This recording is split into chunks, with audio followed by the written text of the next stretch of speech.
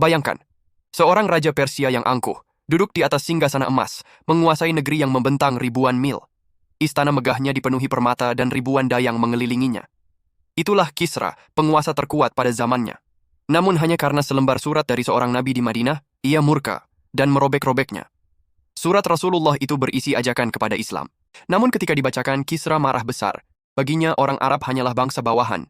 Ia tersinggung karena nama Muhammad ditulis lebih dahulu dari namanya. Dengan penuh kesombongan ia berteriak, "Seorang dari bawahanku berani menulis namanya mendahului Kisra?" Ia lalu merobek-robek surat itu, dan dengan amarah ia memerintahkan gubernurnya di Yaman, Badzan, untuk mengirim 2 utusan ke Madinah. Tugas mereka jelas, tangkap Muhammad, bawa ke Persia. Berita ini sampai kepada Rasulullah, lalu beliau bersabda, "Semoga Allah mencabik-cabik kerajaannya sebagaimana ia telah mencabik-cabik suratku."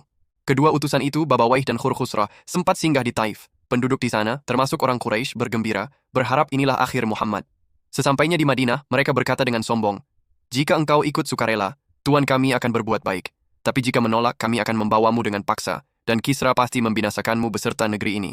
Namun Rasulullah tetap tenang. Dengan penuh wibawa beliau menjawab, "Kalian telah menempuh perjalanan yang jauh, pasti lelah.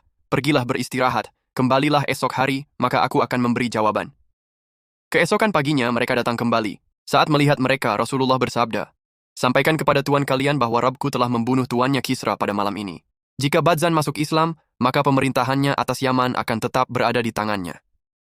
Mendengar ucapan itu, para utusan saling berpandangan penuh heran. Mereka tidak berani mengucapkan hal seperti itu di hadapan raja mereka, apalagi dari jarak ribuan mil. Mereka pun segera kembali ke Yaman dan menceritakan semua perkataan Rasulullah kepada Badhan. Mendengar itu, Badhan berkata, "Demi Allah, ucapan seperti ini hanya bisa keluar dari seorang nabi dan rasul.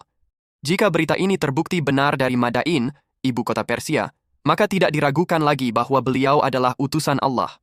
Namun beberapa hari kemudian, kabar dari Persia sampai ke Yaman. Putra Kisra, Shirawai, benar-benar membunuh ayahnya sendiri. Dalam surat resminya ia menulis, "Aku telah membunuh ayahku karena kezalimannya. Sekarang patuhilah perintahku. Dan jangan ganggu orang Arab itu, Muhammad, yang dulu diperintahkan ayahku untuk ditangkap." Setelah membaca surat itu, Badhan langsung berseru, "Allahu Akbar." Ia pun bersama para pembesar Yaman masuk Islam.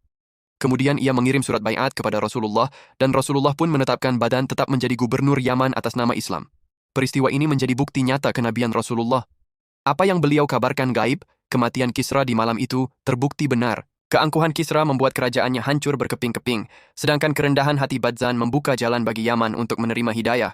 Dan dari Yaman inilah, cahaya Islam terus menyebar menjadi pintu bagi terbukanya negeri-negeri besar setelahnya.